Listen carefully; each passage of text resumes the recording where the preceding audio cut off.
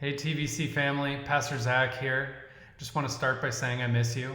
I'm so thankful for technology and that we can connect these ways and through Zoom and everything like that. Super, super thankful for that and thankful that we're worshiping together in the Spirit. At the same time, my heart just cries that I miss you. And now we're thinking about you, praying for you, and I cannot wait till we get together and we can worship together in the Spirit, but also together in person as well. And, it's just wild times that we're in right now. And, whenever I'm in a situation like this or any type of wild situation, what I love to do is go back to some foundational scriptures that have marked me. There was a senior at our church who is now with the Lord. She told me as a young girl she memorized Psalm 100 and how she said that over and over in her life because it gave her such strength. I know for the youth, I talked to them about Philippians 4:6. When you're in a fix, recite Philippians 4:6. And another scripture that I just really love comes from the book of John. It's actually a few chapters where it's Jesus' last conversations with his disciples before he's going to go to the cross. And if you're going to have your last conversation with someone, it's going to matter. And so what Jesus says, or how he starts out, I just even love how he starts out this entire dialogue in chapter 14. He says, "Let not your hearts be troubled. Believe in God. Believe also in me."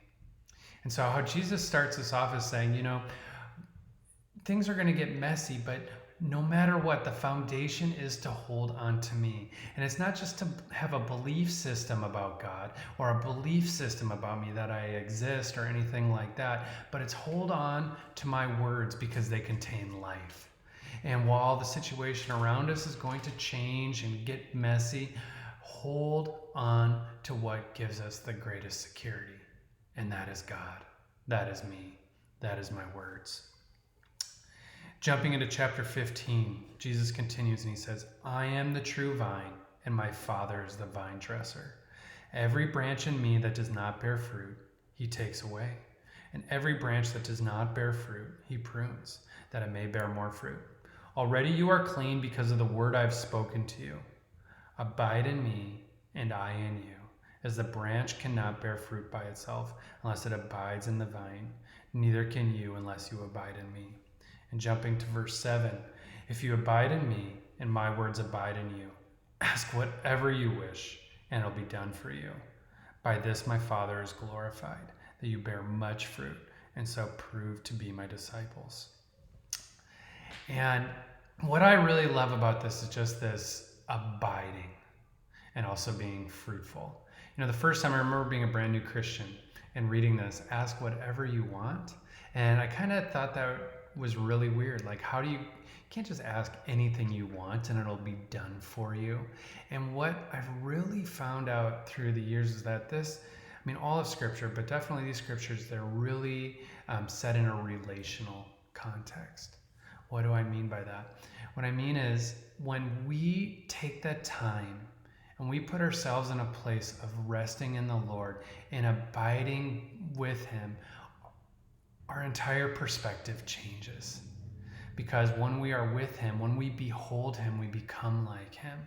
And I believe this is just a season where God is just calling his sons and daughters just to abide, to rest in him. Because when we rest in him, everything changes. The other day when this stuff just first started happening, I was starting just to kind of just have I don't know, I was just tired. And I was like, I need to go for a bike ride. I need to get out of this. I don't want to listen to the news anymore. I don't want to think about this, or I just need to get out. And I looked out my window, and to the east, it looked really warm. And I don't have a west-looking window, but my garage opens to the west. And when I opened the garage and I had all my bike stuff on, I was completely underdressed. It was foggy, it was windy, and it was cold. I started biking and I kind of felt like maybe 5 different times, I was like, should I just turn around? This is not pleasant at all. And there was something in me that was like, no, just keep going. And I didn't even know where I was going at the time. And all of a sudden I get to the Golden Gate Bridge and I start going into the headlands. And before you know it, all of a sudden I kind of got through the fog. And I kept climbing up Hawk Hill. And I got to the top. And when I got to the top, it was so nice and warm in the sun. And I looked down and I couldn't see my house because there was fog all over it. Everything was lost in it. And what I really felt the Lord saying to my heart was like, this is like when you abide in me. When you abide in me, perspectives change. You get out of the fog. And you look at the fog. It's not like the fog isn't serious or anything like that. It is. It's real. And it's down there. But it is so good to fight through the fog and to get to the Lord's presence, to hear his heartbeat and see things how he sees it. And so while I was sitting up there and getting warm, I just started to pray different. I started to think different. And this is why it's so important for us in this season to take whatever it takes to get through that fog and get to a place of just abiding in the Lord's love, because it changes how we see everything. And after a while of just sitting up there and thinking and praying, I knew I had to go back down into the fog. And while I was preparing and that it was going to be cold and I wasn't excited about that, I was excited because God did something differently to my heart.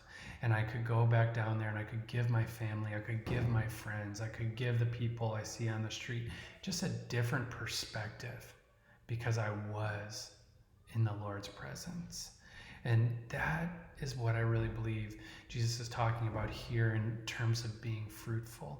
You know, when we abide, when we are nourished by the source, we have so much to give, to the point where, you know, it won't even be work, because it'll just be natural overflow that comes from you. I think of Moses when he went on top of Mount Sinai, when he was with God, he came down, people could see his face was just shining with the glory of the Lord because he was with him. And I believe this is a time, I know this is a time where people need Christians who have just spent time with the Lord, and that hope, that peace, that joy just overflows. Even if it's a conversation on the phone where people are just down, but they need something that's different, and it's from people who are just abiding with the Lord, who have something else because they have been marked by him, because they were beholding him, and now they have become like him. They have become like him. This is how the early church actually grew, because there would be so many tough circumstances, and there was so much persecution, but people would see these believers who they would know there was something different about them, and what was different about them wasn't just their actions, but it was their heart marked by the love of the Lord.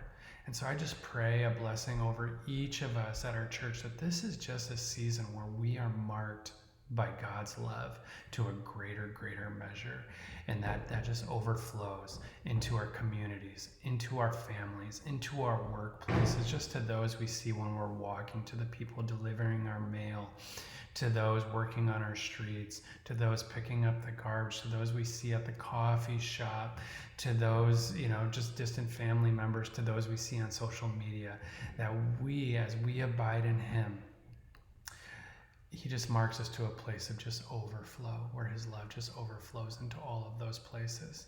And so I just challenge us all to break through that fog and get to those places to where we can abide with him.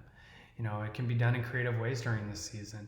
You know, maybe taking the time that it used to take for us to commute to our job, but now we're working from home. Take that time just to spend extra time in prayer or reading the word, or whatever it is. I'm sure we can find creative ways just to spend time with him during this season. Turning the TV off, getting off social media, doing all those types of things just to spend time with him, to abide with him, to be marked with him, by him. Love you guys. Looking forward to seeing you soon. God bless.